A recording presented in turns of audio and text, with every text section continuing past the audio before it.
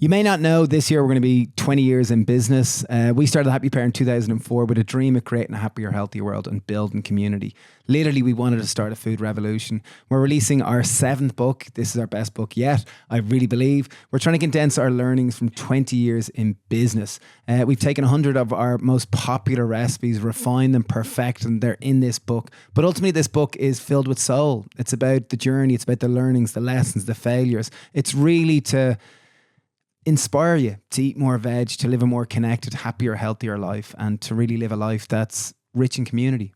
The book is called Happy Pear 20 because we're 20 years in business. It's available to pre-order now, and if you are listening to this past October 31st, it will be out, and you'll be able to order it from all good booksellers from around the world. And if they don't stock it, just ask them. They'll probably be able to get it in for you too. Thanks, Mel. Welcome to your podcast, guys. It's fantastic to be here and looking at the two of you. The first time that we get to talk to each other in a threesome. Because normally I like to talk to each other, to you separately, but today we're going to talk with both of you. And I was just, I came here with my book, which is your book that you just released, the 20th anniversary book, which is fantastic. So congratulations. And I was thinking, if you were artists, this would be a bit like a retrospective, looking at the work you've done so far. So I might start with that if I can. I'll start with you, Steve, because you're on my left-hand side here. If you were to pick one piece of art of what you've done so far as a piece of art, what would you put on the wall? Piece of anything you've done so far, if you were to look at it as a painting, as something that you love to see on the wall in this. Jeez, you've totally thrown me here. It's great. Very it's rare really he's nice. missing a word. Like The first thing that comes to my mind is something relating to my children, but then it probably comes to the sea, because the sea just, part of me feels the more I swim in the sea every day and I come down to see it, like part of me feels like a bit of a mariner, the way, and I just feel, so probably like a friend who we swim with who, Neil Verso or Neil Meehan online, he's known as Neil Verso, but he takes remarkable photos of the sea, and probably something like that is, like the sunrise would symbolize hope to me and symbolizes community to me, and it symbolizes the natural world. So probably just I shouldn't say just, but a beautiful picture of the sea, and when it has those lovely kind of like rivets on the top and the light shining and refracting off it, I think to me that's my type of art. Nice. So that would be on your side of the wall. What about on your side, Dave? I'd like, if we had to hang something on the wall, it'd probably be a photo of Steve, Dara and me in New York. We started a vegetable shop in Greystones 20 years ago. And then like in September, we were over in New York, and we were there with the Happy Pear. Like we were doing work, like we were on the Today Show cooking, and with Roger Federer and Steph Curry, and they were on the same episode. And we ran in the mornings as the sun was rising with the New York skyline behind us. And it was so otherworldly compared to Greystones. And the three of us, it just felt like, this is hilarious. Like we started a vegetable shop in Greystones, and here we are in the big, in this crazy environment of New York City, and the sun was rising behind the city, and that was a moment which I'd hang a photo of that and go, wow, that was really special. That really encapsulated, a journey. It's like, wow. And if you were to pick, Steve, one of the things that you've done in the last 20 years, and I'm going to go through quite a few things you guys have done. I don't want to know about veg. We know all about your veg. But what would you put on the wall that will represent what you've done so far? The art you created, because you created something in the last 20 years. What would you put on that? Something that comes straight to my mind is that this week we had 2 classes from the local school, St. Bridget's School, down to the farm. And the first class that came was my son Ned's class. And I remember standing there waiting for the class. There was 60 kids coming, and they parked up at Kilcool Church in their big bus, and they walked in the laneway, and me, Dave and Keith were standing there, and I could hear them coming along, and like I was fizzy with excitement, and I was like nervous, and this was like a moment for me. And they came up, and we divided them into 3 groups. One group did a scavenger hunt trying to find their veg. One group planted some veg plants so that they could take home, and another group harvested beetroot.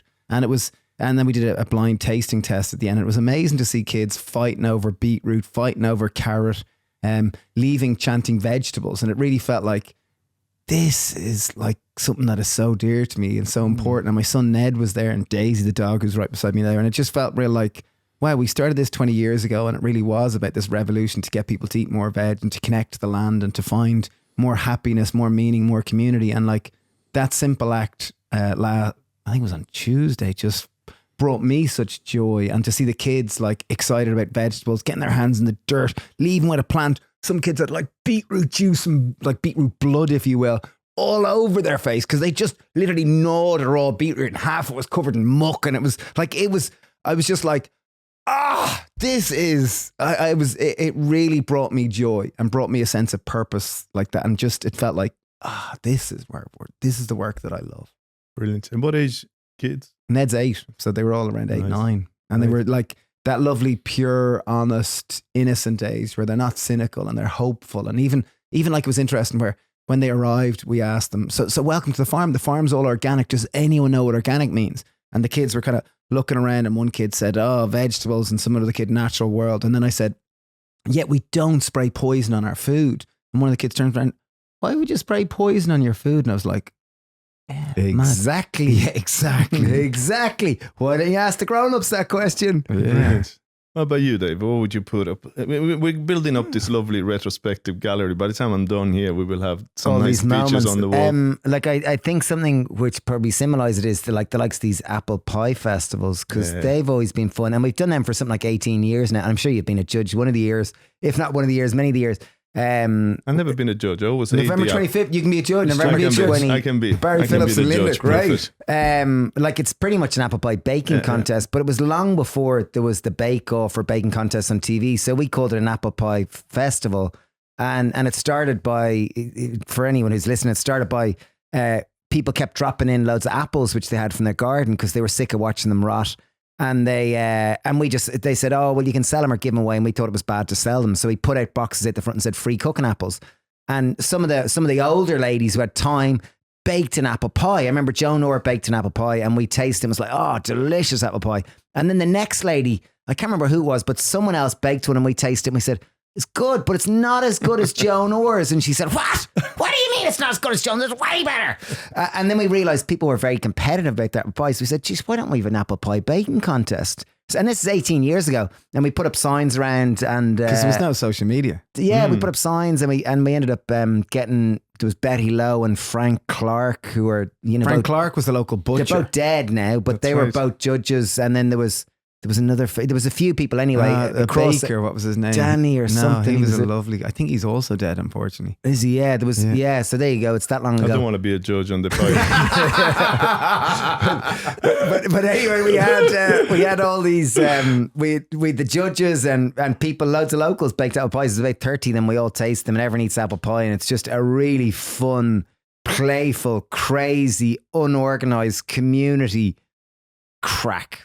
That's the epitome of crack. So that's something that always brings me joy and tickles me. And then they've got better now where Steve's the last few years bought an apple tree to give us the prize, which makes it. And one year Sylvia baked apples from the tree that she won and entered in the apple pie. So it was a lovely full circle event. And it's on November 25th. Our apple pie baking contest. This is our 18th anniversary. Where you're going to come and judge in. I am going to come. I don't know if I'm going to judge. It sounds like there's a bit of a pattern there. Once you judge, something happens. Something I often feel guilty with is plant-based milks. Not the milk itself, but the fact that it comes in a Tetra Pak. A Tetra Pak, in case you don't know, it's the packaging that a milk carton comes in. It's cardboard. It has a plastic line, so it's very difficult to recycle. One thing I've often longed for is a machine or something that I can make my own oat milk or plant-based modern day milk maker. A modern day cow. Modern day cow. And it just so happens that Nama have released a Nama M1, which is their milk maker, which is amazing. I took it on this week and I made it. And I made a litre of oat milk that cost me 10 cents. So in my house, we use 6 litres of oat milk normally in a week. And that costs, on average about €3 per litre. And instead they cost me 10 cents. That's a €17 saving across the week. If you look at it across the year, that's a grand saving.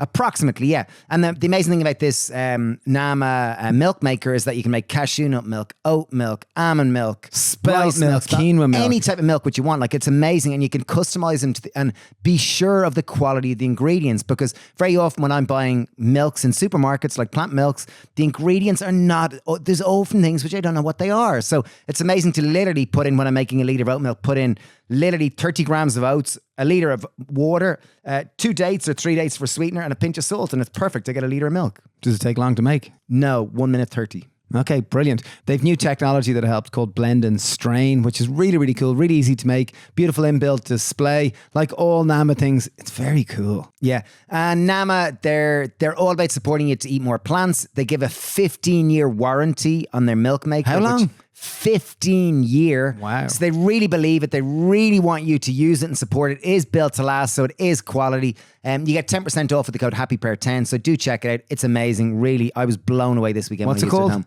The Nama M1 Milk Maker. 10% off with the code Happy Pear 10 at checkout. And for anyone who listens to the podcast, also with our code Happy Pear 10, you'll be able to get 10% off all their incredible juicers too. So I came to the launch of your latest book, the 7th. Congratulations. And this marks 20 years in business.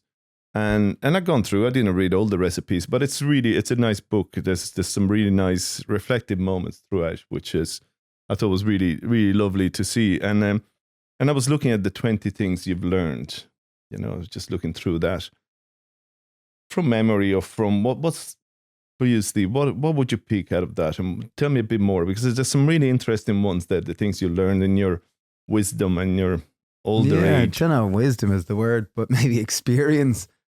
Probably one that would, like, we live in a society which celebrates success and really celebrates the destination, but not the journey. And in my experience of not necessarily, I don't know if I'd say quote unquote our success, but our adventure thus far of the Happy Pear, there's been so many times where things have gone wrong and where it could be perceived as failure, like we had to close a number of cafes down, tunnels get smashed down where you lose 30, 40 grand. There's like countless of those moments where you feel like quitting, where it's total like the epitome of adversity squared against you, where you feel like giving up. And they're the moments that, for me, where you feel tested, and where when you persevere with them, you're almost like rewarded. And that's like life. We tend to celebrate, like many people of the younger generation, they want crypto, or they want something that's going to be the hack, that's going to get them wealth, or that's going to get them fame, or that's going to get them an easy, comfortable life. But in my experience,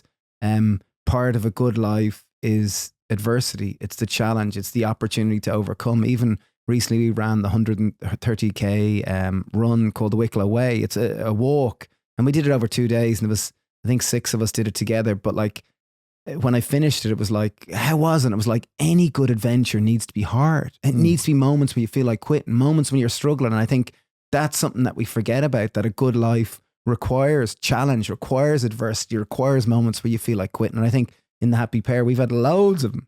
And I think Every day. And I think it's to accept that that's part of the journey, as opposed to going, I wish we didn't have, the raisins in my tea brack. It's like, it's part of the tea brack, that way. Stay with the success, because that's one of the ones I had underlined. How do you see what success is? Well, what do you think of that? I agree with everything he says. Like, I really do that. And I guess me. I agree with what Stephen said, what Sage Stephen said. But when I look at the first 10 years of the Happy Pear, it was very much like we were playing shop, and we were building this culture around food and a positive lifestyle and eating more veg and whatnot. And then there was the last 10 years, like social media came out, and we suddenly had this public profile, and it was quite alluring. And we went on this little journey where I feel like I've come back now. But there was definitely a good number of years where we got a bit lost in that, like, because you can't help it, because people want to take photos with you, and they ask you to write your name in their book and all those things. And there was definitely a few years where we were swept away with it. And now coming back, got up your own. Oh, I'd say, yeah. I think we probably thought we were special. We were like, everyone's special, but I think we probably thought we were extra special. We had extra cream. We had an extra bit of sugar on top or whatever for a bit.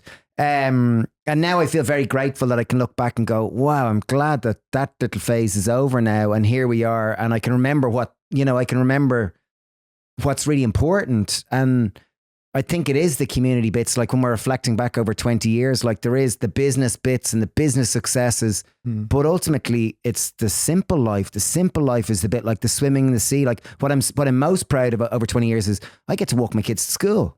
Like that's the bit that's so important to me. Like it's the absolute, like it feels like the most important thing I can do is walk my kids, give them my attention, give them my presence, and like try to be a really good role model for them and for others around Greystones. Like that's the really important things. And the farm and the shop and these type of things I think are so important. And I remember you describing it to me a few years ago as if you've been on this gigantic wave surfing and now it's time to get off the surfboard, come back home. Yeah. Well, it feels like this kind of dream. Maybe it was a dream or something. And now and it was certainly that window pre-COVID where there was all sorts of stuff going on, like, and people can probably relate to back in the Celtic Tiger where it was, as Alan Rowlett used to say, he said, well, sure, things got so flash that we were putting Perrier fizzy water in the iron to iron things, like, you know, and I thought that was a great analogy that, like, you know, we had those years where people were sending you so much stuff and you were on all sorts of things and, you know, you couldn't help but get swept away with it a little bit. Yeah, because I think I mentioned to you both before, like, you know, when you travel around Ireland and beyond, you know, and you mentioned Greystones, you mentioned the Happy Pear, you know, you've been a great ambassadors for the town for many reasons.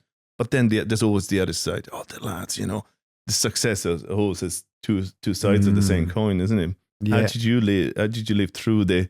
And I know what you guys talking about success now, the walking to school and being at home with your friends and etc. But there's also the other succce, the one that the external people know about your people know your persona, and people have an idea. They have an idea. How have you been dealing with the ups and downs of it? Because you've had ups and downs. Yeah, there's lots of, like, I guess being an identical twin, we've always had more attention typically than most singletons because there's two of you and you tend to, oh, look at you, you're twins, which one are you? You just like always. So we were always kind of used to getting a little bit more attention, and maybe you're just a little bit more used to it. But sometimes I kind of like not giggle to myself. Maybe I giggle in a bad way, but like often people could just be walking past and they literally like pluck their finger at me, like, come here to me, like you're a piece of public property, Mr. Happy Pear Man, come over here. And it's like, would you do that to, like, it's amazing how you're just seen as this public property some days, and some days I'm like, wow, this is bizarre. And some days it's an absolute privilege where you're like, oh my God, like that person came up and was so kind in their words and so gentle. And then some other days I feel really sensitive, and you might get a message online that says something and I feel quite hurt by it. So it's like, it's a double-edged sword. It's wonderful. And I also try to temper it. Dave's a lot more detached from it. And he just goes, don't mind him, feck him. Like you're very much that type of thing. But I tend to do a lot more of our social media stuff. And I tend to, I guess I see it as art, and I try to put as much of my heart and soul into it. And then when you get kind of criticism, you know, I'm a sensitive human like anyone. And it's amazing how we can get loads of these messages where someone might be giving out about something. And it's amazing when you send a video message back on, listen, thanks for your message. You know, we're doing our best. We're trying. I'm sorry if you have a bad experience. And amazing how they literally send a message back on, I'm so sorry. I forgot you're an actually real human that has feelings and that is an imperfect human trying their best. It's amazing that side of it too. So I guess I do my best with it, but I can struggle with it too.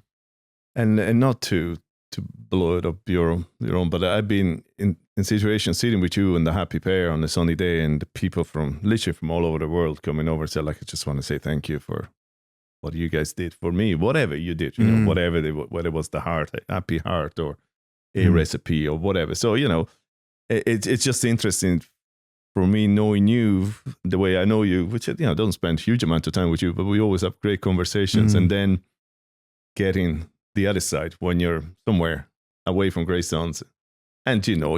Are they really like that? Are they really like the way those two? Those clowns. You know, you hear the whole thing. You know, and you know that. You know, but it's interesting. I think it's important to for me. It's important to say that, you know, that as you say, we're all imperfect, and you're doing your best. You're doing for the right reason. You've been successful, so be it. You know, whatever success is. But with that, there was another thing that really struck me from your 20 things you've learned. It was the toxic image idea. That you were The talking no about. amount of green juice can make and I up for a thought, thank toxic God we don't have to eat self-image. kale anymore. Well, you drank kale just there. No, I haven't drank it yet. I'm still. Oh, have you not? I'm gonna You were drink just it being now. polite. I'm going to instead. drink it now. But tell me Very about the good. toxic image, because I thought that was a very interesting. Well, it was an interesting, and it kind of reflects our own journey. That like when we started the Happy Pear, we were very puritanical. Like we didn't want to sell coffee, we didn't want to sell cake. People drink too much coffee and they eat too much cake. And we were definitely health Gestapos or health fundamentalists, but at the expense of our own sense of fitting in, I'd say, and not being very grounded. So I think it reflects our own journey, that expression that no amount of green juice or no amount of kale can make up for a toxic self-image, because over the years we've learned that health there's so many aspects to it, and food is a very important bit. But it is one of however many pieces of the puzzle that there is in it.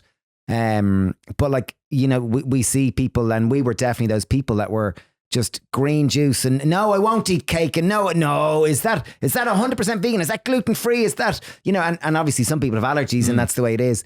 But sometimes it is very kind of, fundamentalist to the detriment of feeling included and feeling at ease and feeling a part of it. So I can reflect on our own journey of going from being these real, we didn't eat cake and we only ate raw food and we didn't drink alcohol and we only drank green juice, and we were these kind of people. And then over the years we've become a lot more grounded, a lot more rounded, that we still eat, a plant-based diet that's based around whole foods and a lot of stuff from the farm. But hey, if the kids give me cake, sure, I'd love to try your cake. Fantastic, thanks. There was eggs in that, Daddy. Sure, listen, a little bit is not, like that. It's about finding the right, like it's about the bigger picture rather than just, my own ideals and them being perfect the whole time. Yeah, and it's good to hear, because again, that public image, that sometimes people only see one side of it, and I actually never thought you were fundamentalist compared to others, because I remember doing the Happy Heart course, your very first one. There was about 10 of us or something upstairs in the Happy Pear. And I always remember, I said that several times to people, I always remember walking out of there and you guys said, look, if you can keep this going for a while, but maybe just 20% of what you learned here, that would be something. Don't go vegan if you don't want to. Do a little bit, eat a little bit more. So I thought it wasn't too much fundamentalism at the time. Maybe you got radicalized after that. No, I think before that we were more, I look back in our early 20s. We just finished our longest run ever there. A couple of weeks ago, we ran the Wicklow Way, which was 130 kilometers, which we did over 2 days. We ran the Wicklow Way, and we did it in our Vivo Barefoot shoes, which people go, wow, you did it in barefoot shoes. And we did, and we had no pain in the soles of our feet at all. And what we found was incredible is that because of the minimal soles, we really felt connected to the landscape, because there was so many different landscapes, hills and mountains and rugged terrains and over rivers and brooks and valleys, and just to interact and really, because you got the same amount of nerve endings in the soles of your feet. And we've exclusively been wearing Vivo Barefoot shoes for the last decade. As soon as we started wearing them, they really did change our paradigm for what a shoe should be. They have a natural wide toe box, which really encourages your feet to build strength. Studies from the University of Liverpool found that your foot strength improves by up to 60% within only a matter of months, which is absolutely incredible. And I think one thing to note is that you wouldn't buy clothes that don't fit you or make you hunch over, just make you take on a natural shape. However, many of us buy footwear that forces our feet into these kind of tight, restricted positions where they're kind of just like a cast. They're locked in. By wearing Vivo Barefoot shoes, they've got a wide toe box, which allows you to spread and allow your feet to be in a natural shape, and also to get feedback from the train. We couldn't recommend them more. Use the code HP20 to get 20% off at checkout. That's HP20 at checkout, vivobarefoot.com. And my final thing is then that your feet are the foundation of your movement, that, it really all starts with your feet. If your feet are healthy and strong, that directly impacts your ankles, your knees, your hips, your spine. So we found them just to be fantastic for our body, and for particularly as we get older, as all of us get older year by year. They're great. You mentioned the kids earlier, and now, the kids eating cakes and whatever. You're now a little bit older. Your kids are growing up. Tell me a little bit about parenting. So May's 14. This is Stephen talking. May's 14. Theo's 11 and Ned's 8. And in terms of their diet, at home, they eat what we cook. So they eat a plant-based diet. Theo tends to have a very large appetite bordering on greed towards sweet and sugary stuff. So he would literally, if there's like 10 kilos of chocolate, he would eat 10 kilos of it. Like you literally He's like a kind of dog. That kind of way. It's that so appetite. hard to get him away. And like, I guess I've had to temper it also. And like Theo will regularly, like Justine and my wife will collect him from school and we go, Mom, please can I get a ham and cheese sandwich? Please.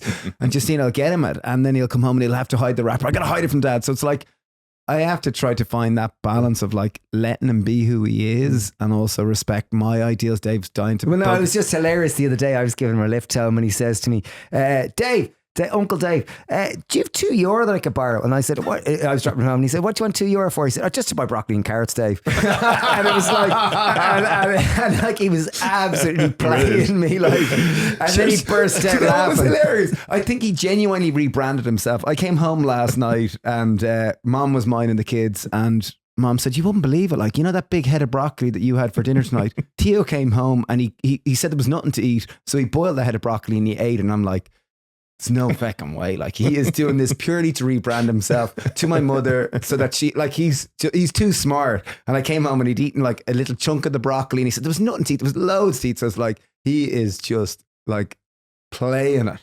Brilliant. So smart. But I guess with my kids it's about doing our best and realizing like ultimately you want them to feel loved. But it's a delicate balance because we live in this obesogenic environment. Like say Halloween, they went out. Like when I was a kid and we went trick-or-treating, like you came home and you'd like monkey nuts and you'd satsumas or clementines and apples and you might have at most have had like a handful of sweets. Like we went trick-or-treating 2 weeks ago and Theo came home with 198 bars of chocolate. 198. And we weighed it was approximately 3 kilos. And it was like, I said, you can eat what you want tonight and I'm taking the bag off you and it's living on my boot and I'm going to throw it out. And like they resent me and they really like hate it that I did that. But at the same time, like, how do you navigate it? Like it's really hard. Wow, that's a lot of sweets.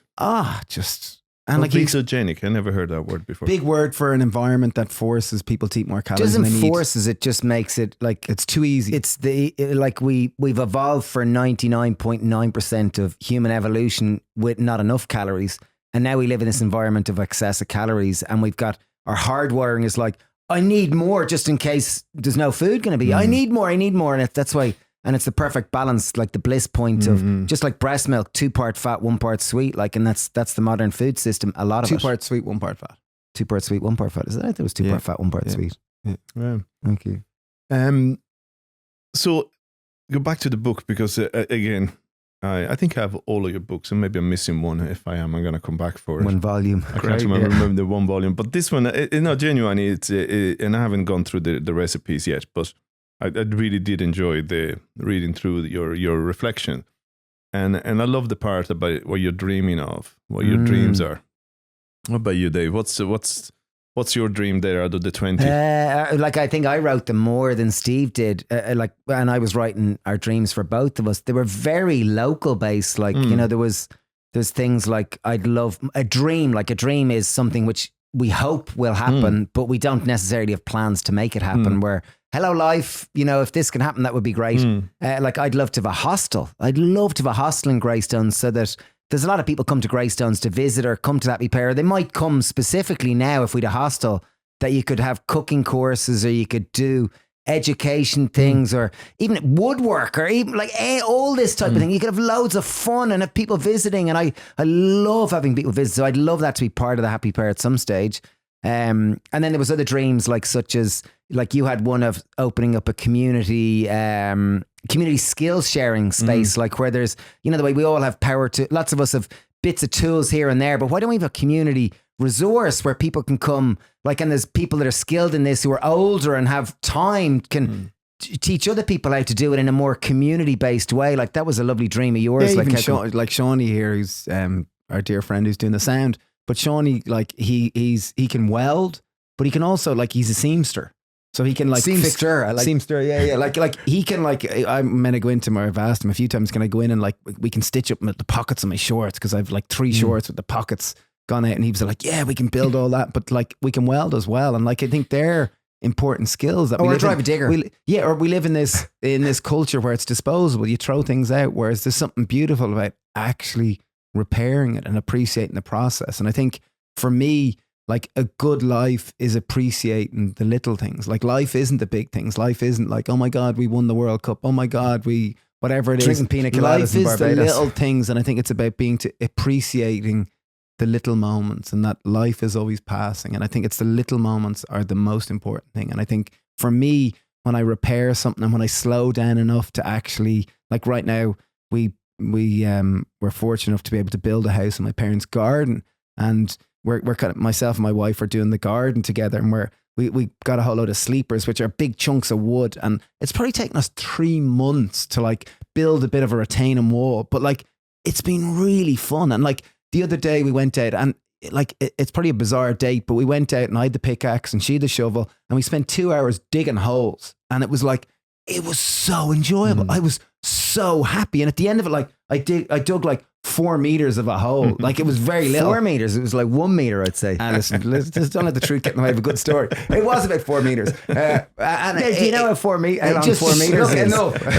but it was really fun, and it was really enjoyable. And I think for me, it's that process of learning to do things. Even I bought. Often when my wife asked me to do a job, so I feel like my masculinity is being challenged. And she asked me like, "Will you organize a water filter for the house?" And I was like, yes, man. And I ordered the water filter in, and it came, and I was like, oh, fuck, I ordered the wrong one. Excuse my language. And it came, and it was like, oh, now I'm going to have to buy parts. So I went down to the hardware store, and they didn't have it. Went to another one, and there was this fella Lee from SKC, and he helped me get the parts. And I went down, and I spent like a good 3 hours like watching videos, and like I could have got someone to do it, and it would have cost me less and would have taken me a lot less time. But oh my God, the fun. And like it leaked all over the place and totally still hasn't worked. But like it's a project, and like I'm loving learning how to be not a totally shit plumber, but like learning how it works, and I'm really enjoying it. I think for me, that's joy, that's success. And I've totally gone off topic of your question. Yeah. No, it's I really enjoyed it. Well, no, that links back with the skill warehouse, which I thought was a great. There we go. It was a lovely. It's a fun dream. But I love the way that you can actually dream for your twin brother. Well, I know. Well, I like we'd have these conversations about things all the time. Like, you know, there was another one in there of like, I really want to take our children, like go on a joint holiday with the kids all to North America. Like I'd love to take them to that. Like, and that's one that hopefully will come true in the next few years, you know, because we've got an aunt and uncle in Toronto, and we've got friends in Boston. We'd love to do a little trip because they, you know, and even I before want to they start a grow bean up. to bar chocolate shop. Yeah, that was one of your dreams. Yeah, and I was looking at that, and I actually wrote down all of them, and then I wrote down all of these are doable up to the skill warehouse. They're all just doable tomorrow. You know, the bean to bar, fresh juice, the cooking school, the hostel, the Pear Fest. Well, the hostel would take a fair. But it's doable, right? Yeah, but the Pear Fest can happen, right? The meal delivery and all that stuff. So what's needed for that dream to become real? Skills warehouse. Oh, everything like the fresh juice bar, the I bean think to bar. right now, I think it's probably like we're juggling quite a lot of balls. Okay. So it's like, and as Steve was saying about doing whatever we do, trying to do it well. Okay. Like we've had 20 years of starting a lot of things. Like where we've, you know, there's a farm and a pesto. Like we've got products and we've got books and we're now in the UK, and there's loads of bits to the business. So it's kind of picking things and doing them really well and not being in a rush. So know. to the analogy of becoming a good plumber, as opposed to do the slippers for half an hour and do the plumbing for another half an hour, just do one at a time and get it done. Yeah, and I think with the dreams, that's a lesson life keeps trying to tell but us. also, I'm at the point where I'm realizing like there's seasons of life, and right now we're going to turn 45 in December, and I feel like I'm in an intense part of life. Like my children are still relatively young, and they want a lot of time and attention of me, and it's amazing, and I want to give them that time, and I want to be there for them. And the business is demanding, and like my relationship, I want to spend time with my wife, and like there's and I still like I want to do everything now. So like I feel like life is really intense right now. So I'm probably in the summer or the late summer part of my life, and it's like I know there'll come a time, like my daughter May, she's 14, and she kind of doesn't want to hang out with me that much. I got to work hard to get her time and attention, and I know that will come with my two boys. My two boys, like we hang out all the time, but the time will come when they don't want to hang out with me, and it brings sadness in me to think of it. But I also I'll acknowledge that it's just part of the seasons of life. It's part of the natural evolution of life, and that right now I don't have much time to myself. If I had 10 minutes sitting on my own, that was a pretty good day. Like at the moment, But like there will come a Those time. 10 minutes would be sitting on the toilet. Yeah, probably. But there will come a time when there will be more space for projects such as these. And, I look forward to it, but also I want to savor where I'm at now. Yeah, and that's important. And again, between all the good things about a healthy lifestyle, obviously sleep and looking after yourself and et cetera, et cetera. How's your life? Quite hectic? Well, I have a 1-year-old, so I'm like Stephen's Stephen's getting more space. I've gone back to go, and started again, back to the start line. On the Monopoly board. It's amazing. Like it really, really is. Cause and even this week, for example, my mother-in-law Rose, she's gone away this week and she minds Fia 4 days a week. Who's Fia? Fia's my baby. She's the 1-year-old. So me and Sab are juggling our work while minding Fia. So Sab's doing the mornings and I'm doing the afternoons, or we're kind of juggling it. And oh my God, like talk about full. Like life is you spend, me and Fia went for lunch there and we walked down the road and she's one. So like we're walking in the main road of Grayson's Church and she's obviously wants to go play with the cars that are passing by and you're trying to keep her in, and then she wants to follow every dog and she wants to go into everyone's garden, and after an hour you've got mild PTSD, like just because you're just like, it's so intense and you can't take her eyes off you, and then you can't take your eyes off her. Yeah. And then I make it to the Happy Pear and there's lots of people who I want to talk to and who kind of want my attention, but Fia is just going this way and that way and every way because she's one, and it's amazing and overwhelming. And overwhelming and everything. And it's like, I guess it's interesting because Elsie's turning 14 next week and Fia's 1, and I get to see now again coming round. I feel like I'm almost in this crazy, I'm obviously Fia's dad, but I feel like it's a second time round. Like I'm almost like in between dad and granddad, like because I have a decade of reference point of being a father. And going again, it's like I realize just how magic it is and how special it is, and no amount of success could ever make up for the time I spend with her. My heart explodes with joy. In the morning, like Sab calls me at 5. When she wakes up at the moment, we're like Sab's sleeping with her because she's still feeding her, and I'm in the other room half the time. And I come take Fia, and like that first hour from 5 to 6 where she's like crawling all over me and smiling, and we're doing ba black sheep, have you any wood? We're doing high fives, and it's like the joy, like I just feel so close to her, and it's nothing could make up for it. Brilliant. I'm going to move away from that. We're going to wrap it up soon enough. But I want one last thing on this dreams, because it'd be great to see some of these things happen, including starting a school. You have this idea of starting a school. I love the idea of a TV show with the best hummus in the Middle East. I think that's a great one to see. The Happy Pear in the Middle East looking for the best hummus. Shawnee would know about that. We've been talking in that one for a long time. That'd be brilliant. There's been a good decade of talking about that one. But a poetry book. Oh, yeah, that's my one.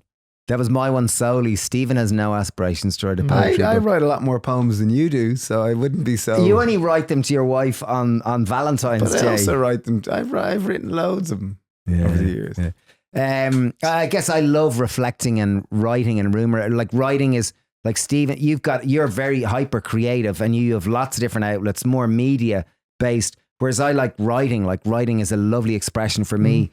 And poetry is a nice way to reflect and write. And it doesn't necessarily be traditional like prose or, I'm writing a traditional type of poem, but it's more reflecting on life and its importance and where meaning is and those type of things. So it's, nice. I do write a lot and I love it. Nice. Maybe we'll see some poems in the next cookbook. Yeah, well, I'll probably have to go in a different tangent because I had a section of things to include in this one, but they didn't make the cut. Yeah. Yeah, they didn't quite fit. I think I was happy to take my axe out in those ones. Yeah.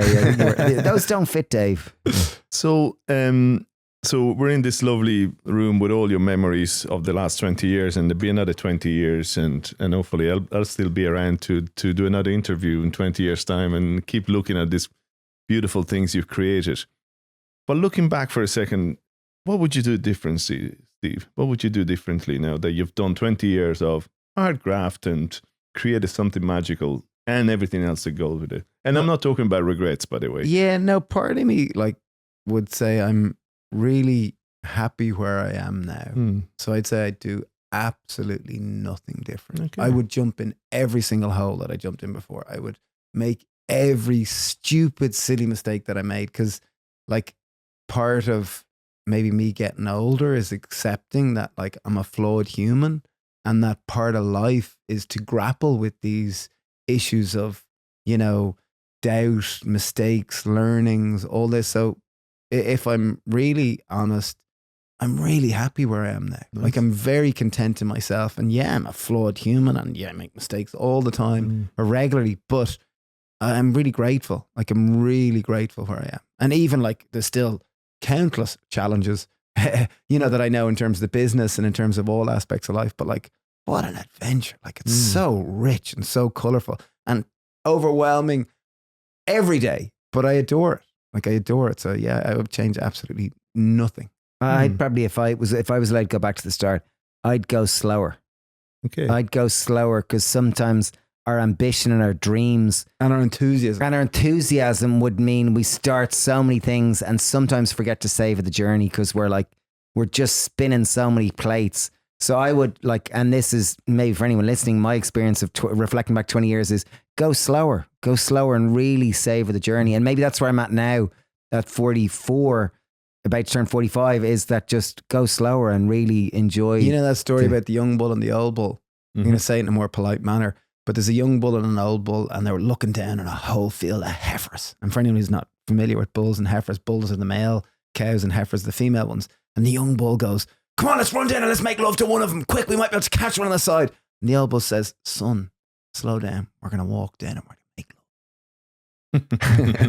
And I think that's like a metaphor for life, is like go slow and make love to every moment. That's one of the things we've challenged. We're young bull. We're still young bulls, and we're on this journey to try to one day hopefully become an old bull, and not metaphorically to go make love to all heifers, but really to go to just be appreciate every moment, to really just lean into and do less and do it better. And you probably don't have an answer to this because you are twins, so you don't know any difference. But it's the fact that you're twins that there's this double all the time. Does it double the speed of things? Ah, jeez. It's like it's our greatest strength and it's our greatest weakness, because we're like, and when I say strength, is that it's like 1 + 1 can equal 5. Because like when we spend time together, we have a laugh, we giggle regularly when we're over in London doing stuff. Like we're launching our products in the UK, so we're over there quite a bit.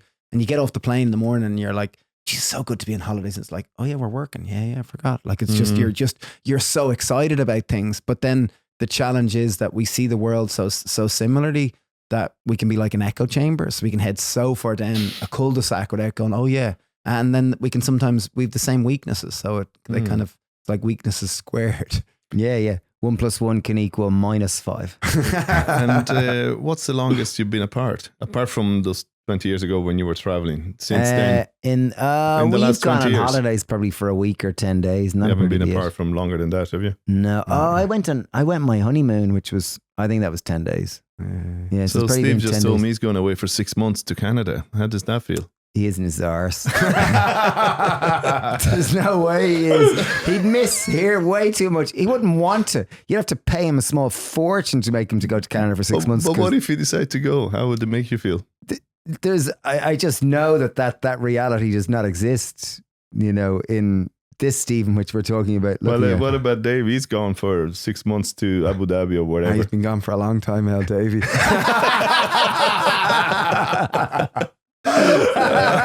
So anyway, you didn't give me an answer. The answer is they can be apart from each other for more than a week. No, I think it's more just makes we're life having richer. so much fun. Yeah. Like we're having a lot of fun. So why do you need to go on a holiday when you're having a hoot? Well, no, it's not a holiday. He's just been offered a job in a place in Canada. He ain't kidding. He doesn't want a job.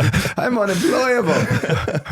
He's going to do a show for the New York Times there. No, it's not going to happen. I don't want to do it. Dave. Yeah, there you I wanna do go. it together. That's the answer I was looking for. Yeah. That's really interesting that you just... Like there's no reality. There's no It's not version of gonna reality where I go, yeah, certainly not in this space. No, of life. I think like, I guess being born an identical twin has been such a privilege, because it's like you've always had someone that understands you and accepts you for who you are. And although we can quibble and sometimes argue on the surface underneath it, you know, it's like part of your arm or another arm. You know, But it's lovely. with that in mind, and I don't want to be morbid or whatever, but what is the biggest fear then of? Oh, him dying. My biggest fear is him dying. Like, that's my biggest fear more than anything. Oh, for sure. Like, even saying it, I feel a lump in my throat, like 1,000,000%. Because we all have our loved ones, and you know, you dedicate your life to your wife, your kids, and whatever. That's always in the back of your mind, but you also have this added. It's different. This is different. Like, you know, this is part of. It's different than someone outside of yourself. Like, it's just a different relationship, whatever way. It's and even being an identical twin, like, it's a challenge of to be married to one of us, because, like, say I have an issue. Typically, if I have a problem, I'll talk to David before I'll talk to my wife. So sometimes my wife is like, "Why don't you tell me all this stuff?" And it's like, because I already processed it with Dave, so I don't need to talk about it. You know, so it's there's a challenge in that. Like, there's a wonderfulness of it twins, but like anything, there's a cost to everything, and we tend to forget that. That's amazing. It is absolutely fascinating. And you were part of a study, were you? For years. Is that still going, or is that no? That was like, and we were. It was nature versus nurture to see the effect. Nature versus virtue on identical twins. Yeah, in terms of University metabolism. College Dublin, and they found it. I remember sitting there where they did a zygote test to measure were you identical or were you non-identical twins. And I remember sitting there going, "My God, our whole life we've been identical twins. Like, imagine if we're told we're not identical. We're not twins. identical Like, enough to this be. is going to be an existential crisis." But I remember we found out that amongst all the twins, we were the most identical. We were 99. We were the best twins. the best? That's why he's telling the story. That's why he's telling the story. No, not competitive at all. Wouldn't you be telling the story if we were Yeah, middle of the but pack? we were mirror twins, which meant that we were. We get an extra accolade. There you are. We Thanks, get Dave. an extra. We are special Listen, because let me gloat, Dave. No, okay, I'll stop. Yeah. Sorry. So I'm going to finish off because I don't know how long your podcast normally is, but my ones are normally an hour, so I don't want to go over that. We're around that too. So I started with Steve. I'm going to finish with you, Dave, and then go back to Steve. So we'll go back finish with Steve as well. But just the last thought about this this conversation we've having. What comes to mind when you're thinking? Just the conversation we had. What comes to Well, it mind? just makes me feel, what an adventure, what a beautiful journey, you know, and it reminds me of what the really important bits are, you know, and it's the community and the people and the swimming in the sea and the laughs and those type of things. Those are the bits which really have made the journey so rich and so glorious. It's not anything else. Nice. How about you, Steve?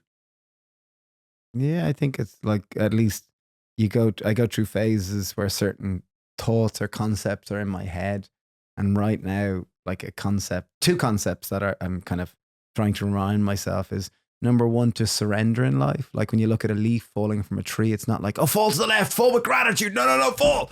It just falls. Like, it's in flow. It doesn't have to fight to be in flow. And it's like, sometimes at least I know I can make my life more challenging than it needs to be. So I'm a thought that's regular with me is just surrender. Just like trust God, whatever force it is that brought you into this world. It's going to take you out when you're meant to, and it's going to take you where you're meant to be, and just relax.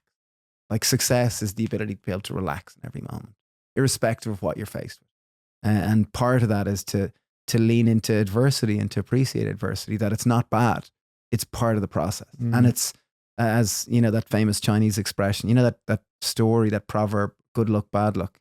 You know the one?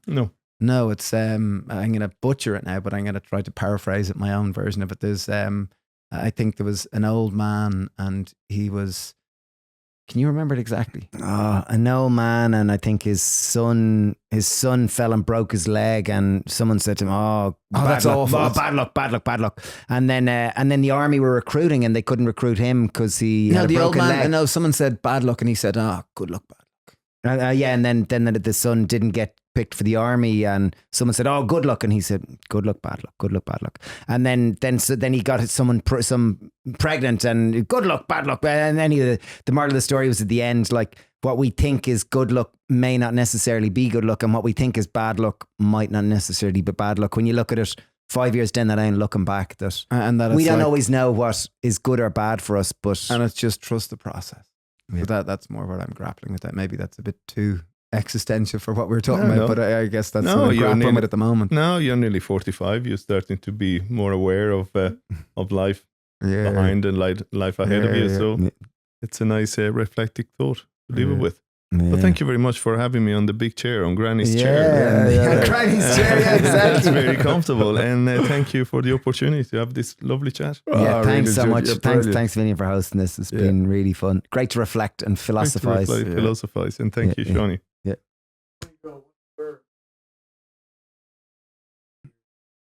Good question. Oh yeah. Okay. Before you go, Andrea, what's your best memory from the Happy Pear over the last 20 years? What's the best memory of a Happy Pear? Because you've probably you've been involved since pretty much day dot. Well, actually, I was talking about the other day with Mark Lawlor. Because I always remember, every time I think of the Happy Pear, I think walking into the Happy Pear, and you lads were there, and Mark was there, and you all had the hair. I think I had a bit of hair myself at the time. You grey hair, I had the long hair. So everybody was a kind of long hair, hippie looking. And I just always remember, and it's not necessarily one particular moment, but I think I always remember the keep going in. And this is before perhaps the first 10 years, the bit you were talking about earlier, before social media. It was just a really nice place to walk in and have a chat. It wasn't necessarily to get a coffee or a smoothie or whatever. It was just a nice place. You knew there was always a great conversation. So I think it's a kind of a span of a number of years where the Happy Pear was just a place to hang out for me. And I wasn't one of the hang out there too long, but just walk in, you had a chat with you, with the two of you, with Mark or whoever else was around. So yeah, it was the start of the community around the building. There wasn't just a building; it was the start of something. You could sense that. You could sense that there was a start of something. Just the energy, the green shoots of the wheatgrass, or whatever it was. But it was just something, and so that's kind of the memory, which is still what it is. And I don't go in there as much as I used to, and perhaps that is it's probably not as you're not there all the time, so it's probably not as much there as it used to be. But you were saying earlier on, maybe it's time to go back to it somehow, and I don't know. Yeah. But yeah, so that would be my memory of this little shop. That it was more than just a little shop. Like before it was it Charlie's veggie shop? Yeah, it was. It was the kitchen garden. And then But it was a Charlie's before that veggie was shop. Charlie, Which was a veggie shop. You went in, you bought the veggies and proper walked out. green grocer, yeah. Yeah, and then it became this place where you didn't just buy the veggies, you went in for something else, and which was nice. It was like a nice corner shop in the little town. But that was 20 years ago. Things have changed a little bit for everybody. The little town is not a little town anymore, and no. And but yeah, it's great memories, and I think it's a great opportunity to recreate something like that somehow in the future. As you get a little bit older and a little bit slower, things may be going back to what they were. I don't know. Yeah. I don't know. That'd be for you too. Once you finish conquering the USA and the UK with all your products, you come home to slow down and rebuild the community from one slipper at the time. There you go. I like that. Very good. Hit the nail on the head. Yeah. Thanks, Andrea. You're a Thank star. you very much. Yeah. Lovely to Thank you very Great much. fun. Thank you, Shawnee. Great. This is good. We love that you're listening to our podcast. Thank you so much. We really like to think of ourselves as plant-based cooking pioneers. What you may not know is that we have our own recipe club, which contains hundreds of recipes designed by us. And for just $3.99 a month, you can be part of our recipe club. Not just that, but you'll be part of our community, which means you can chat with us in the chat with other members and take part in our live events. And ultimately, by supporting our recipe club and us, we can continue to get better guests and improve this podcast more and more.